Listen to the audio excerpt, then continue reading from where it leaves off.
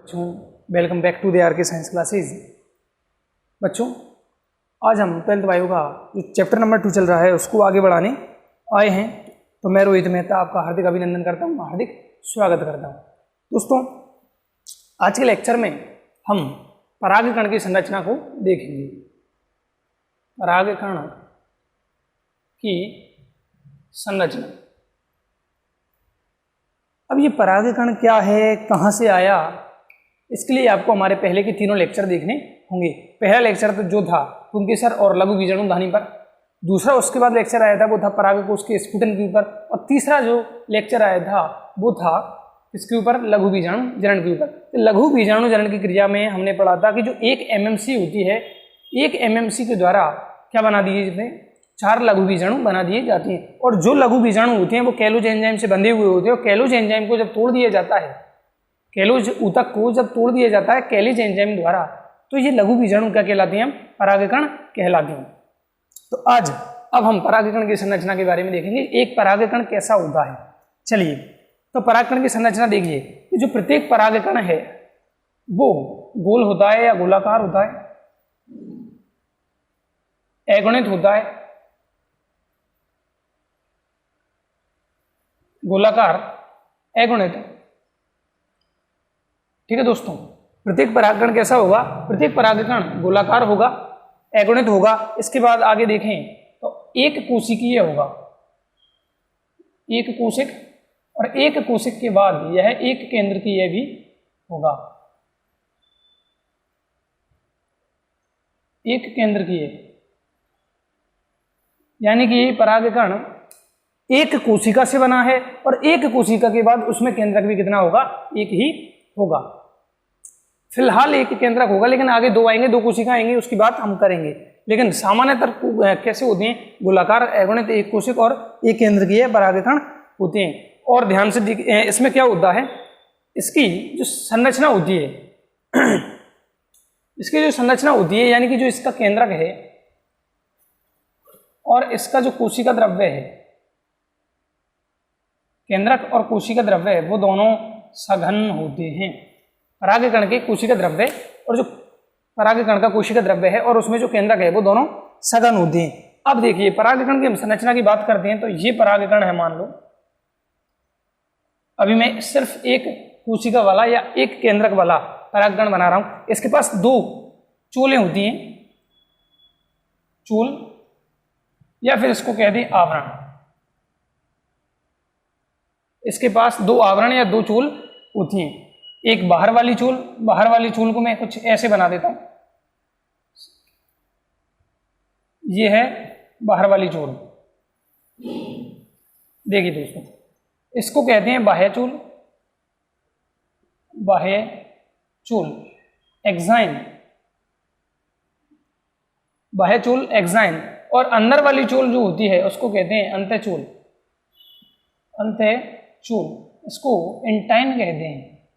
बाहर वाली को एक्साइन कहते हैं क्योंकि एक्सटर्नल साइड है, एक्सटर्नल साइड, और अंदर वाली चूल को कहते हैं अंतः चूल क्योंकि इंटाइन है। इसके बाद जो बाह्य चूल है उस पर कहीं कहीं ऐसी संरचनाएं पाई जाती हैं, यानी गर्त पाए जाते हैं, जिसको कहते हैं जनन छिद्र, इनको कहते हैं जनन छिद्र। ठीक है दोस्तों, ये इसमें पदार्थ कुछ भरे हुए होते हैं। तो ये हमारी संरचना बन चुकी है। अब हम एक्साइन की बात करेंगे। सबसे पहले 2 चूल हैं। पहली चूल कौन सी है, बाह्य चूल, एक्साइन। इसके बारे में बात करते हैं तो दोस्तों, परागकण की सबसे बाहरी परत को या आवरण को एक्साइन यानी कि बाह्य चूल कहते हैं। यह किसकी बनी होती है, यह स्पोरोपोलिनिन की बनी होती है, स्पोरोपोलिनिन। दोस्तों, ये इंपोर्टेंट है।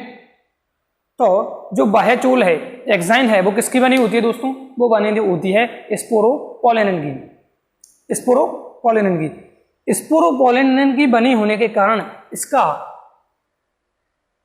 जैविक एवं भौतिक क्षरण या अपघटन, जैविक एवं भौतिक अपघटन आसानी से नहीं होता है। दोस्तों, इस पर क्वेश्चन बनता है कि परागकण का आसानी से अपघटन क्यों नहीं होता है। तो उसका रीजन है क्योंकि स्पोरोपोलन मतलब जो एक्साइन है वो किसकी बनी होती है, परागकण की स्पोरोपोलेन की, और इसका आसानी से अपघटन ना तो जीव जंतु कर पाते हैं ना ही जल आदि कर पाते हैं, तो इसका भौतिक और रासायनिक क्षरण नहीं होता है। इसके बाद हम बात करें तो एक्साइन एक मोटी त्वचा है या मोटा आवरण है, कठोर है, मोटा, कठोर और खुरदरा आवरण है। कैसा आवरण है? मोटा है, कठोर है और खुरदरा आवरण है।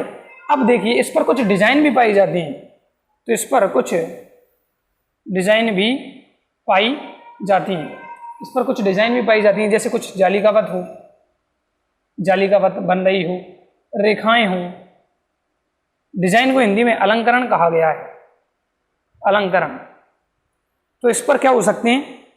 कुछ डिजाइन पाई जा सकती हैं, रेखाकार, जालिकावत या कांटेदार हो, कुछ भी हो सकता है, तो इस पर डिजाइन पाई जाएंगे। तो दोस्तों अब देखिए, अब इस जनन छिद्र की बात करते हैं कि बाह्य चूलों पर, बाह्य चूल पर, परागकण की बाह्य चूल पर या बाह्य आवरण पर कुछ छिद्र पाए जाते हैं या कुछ गर्तनुमा संरचनाएं पाई जाती हैं, जिसे जनन छिद्र, जर्मपूर कहते हैं, जर्मपूर कहते हैं। क्लियर है? जनन छिद्र वो संरचनाएं जहां से किसी परागकण से सबसे पहले पराग नली का विकास होता है। जनन छिद्र क्या होता है? जहां से पराग नली का निर्माण, पराग नली का निर्माण होता है। कहां से होता है दोस्तों? पराग नली जब इस परागकण से बनेगी तो वो कहां से बनेगी? वो बनेगी इस जनन छिद्र से होकर। ठीक है दोस्तों, इतना क्लियर है?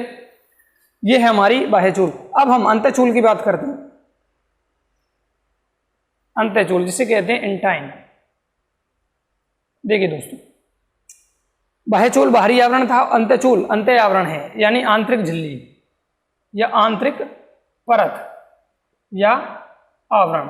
ठीक है दोस्तों, ये स्पोरोपोलिन की बनी थी, ऐसे ही ये बनेगी सेल्यूलोज, सेल्यूलोज एंड पैक्टिन से। किससे? बाह्यचूल किससे बनी थी? स्पोरोपोलिन से, और जो अंतःचूल है वो बनेगी सेल्यूलोज और पैक्टिन से। ठीक है दोस्तों, इसके बाद ये मोटी थी, लेकिन ये वाली परत जो होगी वो पतली एवं थोड़ी लचीली होगी। कैसी होगी दोस्तों? पतली एवं थोड़ी सी क्या होगी? लचीली या कोमल होगी, और साथ में इस पे झिल्ली पाई जाएगी, झिल्ली नुमा। ठीक है दोस्तों, तो ये सेल्यूलोज पैक्टिन की आंतरिक परत है और पतली और लचीली झिल्ली नुमा संरचनाएं। अब देखिए इसका कार्य क्या है? इसका तो हो गया कार्य, जो एक्साइन होती है बाह्यचूल, वो इसको मरने से, यानी कि इसको प्रतिरोधक क्षमता प्रदान करती है। अब देखिए, जब इस जर्म छिद्र से ये हमारी क्या होगी? पराग नली विकसित होगी या पराग नली का निर्माण होगा, तो वो पराग नली वास्तव में किसकी होती है? अंतःचूल की। अंतःचूल किसमें बदल जाती है? पराग नली में, पराग नली में परिवर्धित होती है, परिवर्धित होती है। ठीक है दोस्तों, जो अंतःचूल है वो पराग नली में परिवर्तित हो जाती है। तो दोस्तों ये है अपना परागकण। अब देखिए ये ज्यादातर संरचना हो चुकी है। अब कभी कभी क्या होता है कि कुछ जो परागकण होते हैं, विशेषतः कीट परागित पौधों में, उनमें इस परागकण के ऊपर एक तेलीय परत पाई जाती है। ध्यान रखना, किन पौधों में? कीट परागित पौधों में, कीट परागित पौधों में। कीट परागित पौधों में परागकण के ऊपर एक तेलीय परत पाई जाती है, जिसे कहते हैं पोलन किट, पोलन किट। ठीक है दोस्तों, पोलन किट इसको कहते हैं, या इसको पराग किट भी कह सकते हैं, पोलन किट या पराग किट। किसकी विशेषता है ये? केवल और केवल कीट परागित पुष्पों की, या कीट परागित जो पुष्प होते हैं उनके परागकणों पर क्या होता है? एक तेलीय आवरण पाया जाता है, तेल का बना होता है, चिपचिपा होता है, जिसके कारण क्यों? कि जो पक्षी होंगे या जो कीट होंगे, उन कीटों की सतह पर ये परागकण आसानी से या आराम से चिपक सके और दूसरे पौधे पर जाकर या दूसरे पुष्प पर जाकर परागण की क्रिया को संपन्न कर सकें। तो दोस्तों ये था पोलन किट या कीट परागित पुष्पों में होता है। अब इसका निर्माण कहाँ से हुआ? तो इसका निर्माण भी हम कहाँ से करते हैं? टेपिटम से। पोलन किट का निर्माण कहाँ से होता है? टेपिटम द्वारा होता है। पोलन किट का निर्माण किसके द्वारा होता है? पोलन किट का निर्माण किसके द्वारा होता है? टेपिटम के द्वारा। ठीक है दोस्तों, तो ये थी अपनी, स्क्रीनशॉट ले लें इसका, ये अपनी परागकण की संरचना कंप्लीट होती है। अब कुछ परिभाषाएं और देखनी है हमें। अब इस पोलन किट के कार्य देखने हैं और कुछ परिभाषाएं देखनी है। तो बाह्य चूल तो हमारी स्पोरोपोलिनेन की बनी है और जो अंतः चूल है वो किसकी, सेल्यूलोज और पैक्टिन की बनी हुई है। चलिए दोस्तों, पोलन किट हो गया, कीट परागित पौधों की विशेषता है ये। अब इस पोलन किट के कार्य देखिए, किसके कार्य, पोलन किट के। सबसे पहला कार्य देखिए, कीट परागित पौधों में पाया जाता है जिनमें कीटों के द्वारा परागण की क्रिया होती है। तो यानी कि ये कैसे होती है, चिपचिपी होती हैं, और चिपचिपे होने के कारण क्या है, ये कीटों को आकर्षित भी करती हैं, कीटों को आकर्षित करना, क्योंकि इस पोलन किट के कारण इस पर कोई विशेष कलर आ जाता है, जैसे रेड हो जाए, ग्रीन हो जाए, परागकण स्पेशल कलर के हो जाते हैं, किसके कारण, पोलन किट के कारण। तो कीटों को आकर्षित कौन करने का कार्य कौन करता है, कीट परागित पुष्पों में कौन करता है, जो परागकण के ऊपर पोलन किट है उसके द्वारा कीटों को आकर्षित किया जाता है। दूसरा कार्य है, इस पोलन किट के द्वारा कीटों के शरीर पर चिपक जाता है, शरीर पर चिपकने में जो कीट आएंगे उनके शरीर पर इस तेलीय परत के द्वारा, चिपचिपी परत के द्वारा ये परागकण आसानी से चिपक जाते हैं। और तीसरा कार्य है यूवी किरणों से बचाव, पराबैंगनी किरणों से परागकण को कौन बचाता है, तो वो है पोलन किट। तो तीन कार्य हैं हमारे पास पोलन किट के, कीटों को आकर्षित करती है, दूसरा कीटों के शरीर पर चिपक जाती है उसकी सहायता से, और तीसरा है यूवी किरणों से सुरक्षा करना। अब देखिए दोस्तों, ये एक हालांकि प्रारूपिक पर ये परागकण नहीं है, प्रारूपिक जो परागकण होगा वो ये होगा, यानी कि जब भी हम पेपर में चित्र बनाएंगे तो ये वाला चित्र बनाने की कोशिश हमेशा करेंगे। जैसे ये एक्साइन है और अंदर वाली इंटाइन है और एक मैंने जर्मपोर यानी जनन छिद्र बना दिया है। अब इसके पास क्या होता है, दो कोशिकाएं होती हैं, ये देखिए, एक ये कोशिका और एक ये कोशिका। जो बड़ी कोशिका होता है उसका केंद्रक ये रहा, और ये मैंने कोशिका द्रव्य इसका भर दिया है, और जो छोटी कोशिका होती है उसका केंद्रक ये रहा, और ये इसका कोशिका द्रव्य। ये एक्साइन है, ये इंटाइन है, और ये है जर्मपोर। ठीक है दोस्तों, अब देखिए होता क्या है, जो बड़ी कोशिका होती है उसका नाम होता है कायिक कोशिका, कायिक सेल, बड़ी सेल का, ठीक है। और जो छोटी कोशिका है उसका नाम होता है जनन कोशिका। तो इस केंद्रक का नाम हो गया कायिक केंद्रक, कायिक केंद्रक ये वाला, और इसका नाम हो गया जनन केंद्रक। ये संरचना हमें पेपर में बनानी चाहिए और यही बनानी होगी। ठीक है दोस्तों, ये एक प्रारूपिक नहीं है, ये एक प्रारूपिक क्या परागकण माना जाता है। तो इसके पास क्या होंगे, दो कोशिकाएं होंगी, बड़ी वाली कोशिका को हम कायिक कोशिका कहते हैं, उस कायिक कोशिका के केंद्रक को कायिक केंद्रक कहते हैं, और छोटी वाली कोशिका को जनन कोशिका कहते हैं, उसके केंद्रक को जनन केंद्रक कहते हैं। तो ये दोस्तों परागकण की संरचना होती है। अब कुछ परिभाषाएं देखते हैं हम।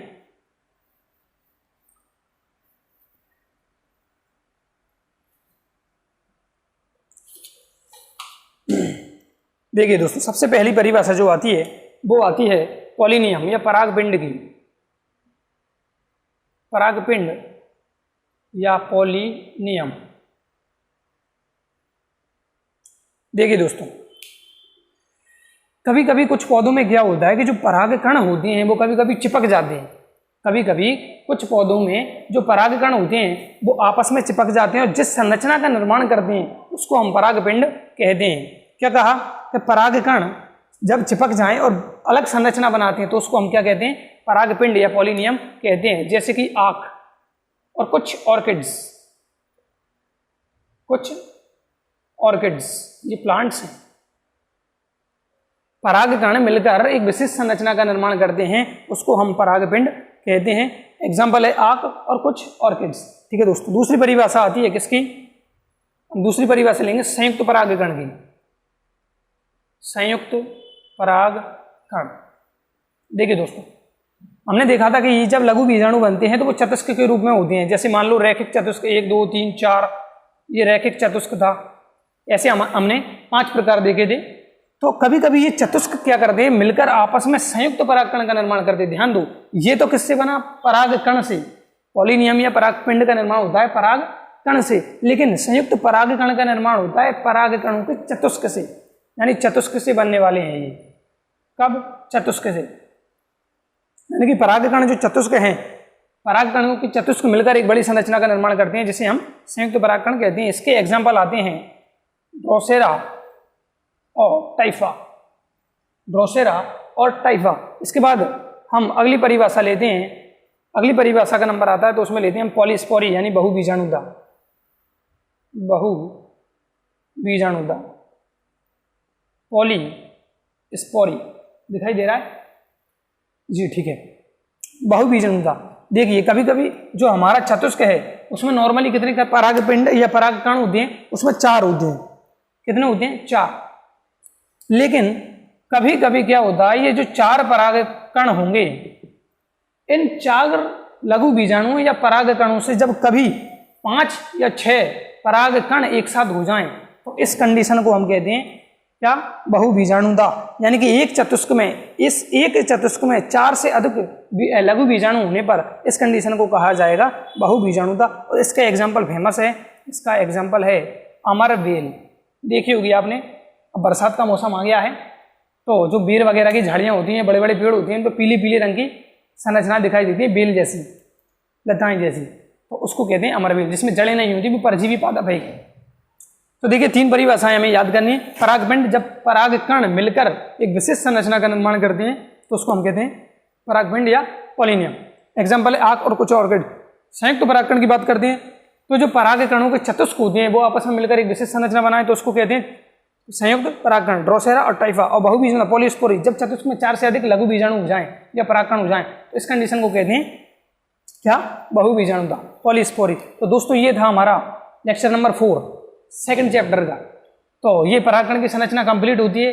अब इस पर क्वेश्चन बार बार पूछ लिया जाता है, किस पौधे के ये परागकण मिलकर पॉलिनियम का निर्माण करते हैं? एग्जाम्पल बड़ा ही फेमस है आँख, कैलोट्रोपिस प्रोसेरा।